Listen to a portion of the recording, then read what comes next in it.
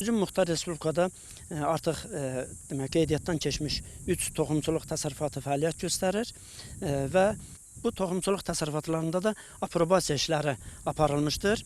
Hal-hazırda da davam etdirilir. Aprobasiyanın məqsədi demək toxumçuluq təsərrüfatlarında olan taxıl sahələrində qiymətləndirmə aparmaq. Yəni bu o deməkdir ki, burada sahənin sort təmizliyi, demək xəstəliklərlə sirayətlənmə səviyyəsini, həmçinin də zərərvericilərlə zədələnmə səviyyəsini təyin etmək üçün, o cümlədən də sahənin alaqotları ilə sirayətlənmə səviyyəsi burada araşdırılmış olur.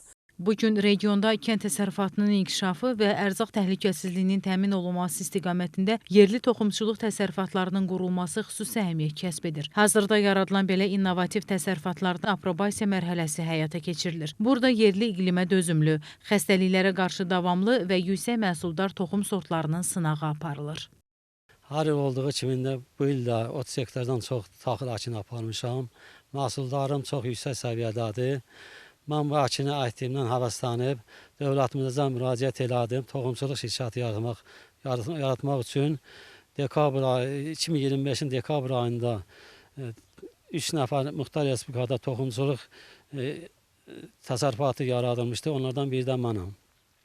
Belə ki, mən bu təsərrüfatı yaratmaqda məqsədim odur ki, yeni super elit sortları, toxumları gətirib, növbəli əkin yerlərini əkib, məhsuldarlığın olması üçün vətəndaşlara satışını davam elətdirəm. Bundan başqa mən toxumçuluq yaratdığıma görə yanımda da 3 nəfər işçi götürmüşəm.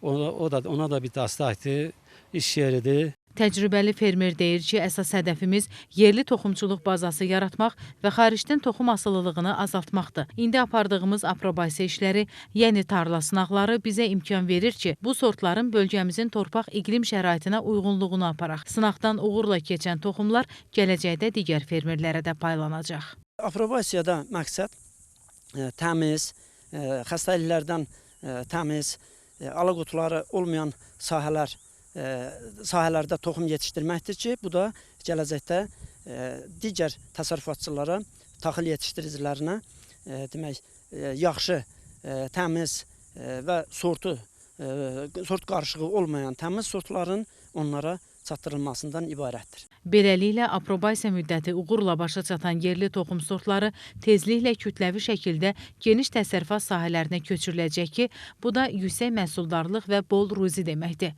Adilə Səfərova, Təxminə Babayeva, Namiq Abbasov, NTV Xəbər.